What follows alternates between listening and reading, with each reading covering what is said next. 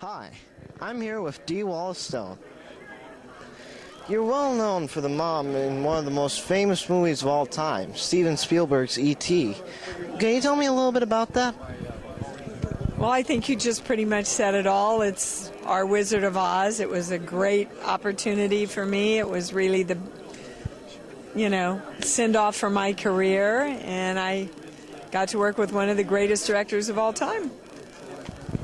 Wow, that pretty much sums it up. It does. A film of yours that I just saw recently was Cujo. You actually got a chance to see it a little bit earlier on the big screen, during this show. Does that bring you back a little bit to some of the memories of shooting, or? Oh yeah, I had forgotten a lot about the first part of it. I think it really, really holds up. I think all the work really holds up. It's still terrifying. And I brought back many, many, many long hours of freezing to death and a lot of exhaustion.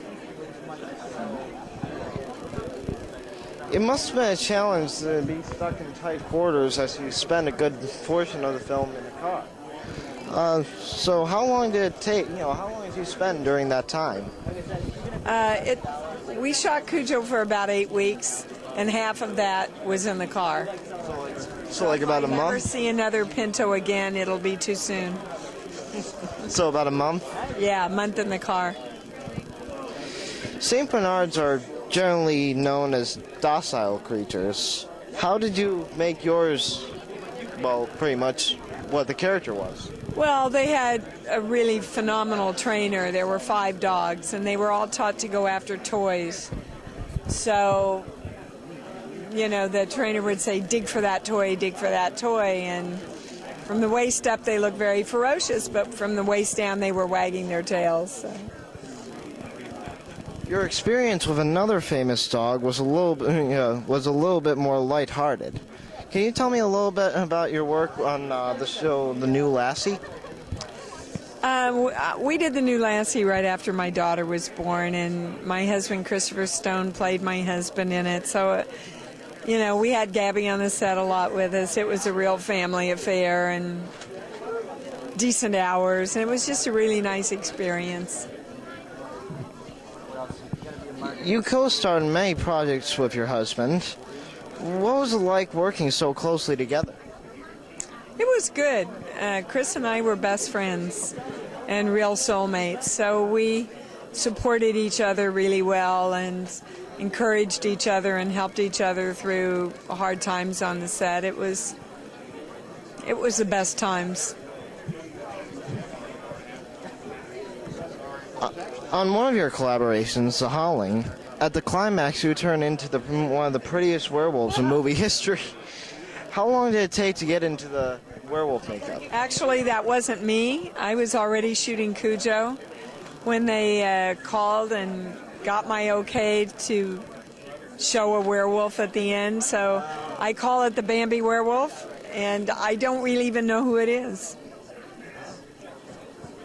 Let's find that out sometime. Yeah. Right now, you're probably more in demand than you've ever been. Recently, you played the adopted mother of Laurie Strode in the new Halloween. Was it daunting to be in a remake of such a classic film?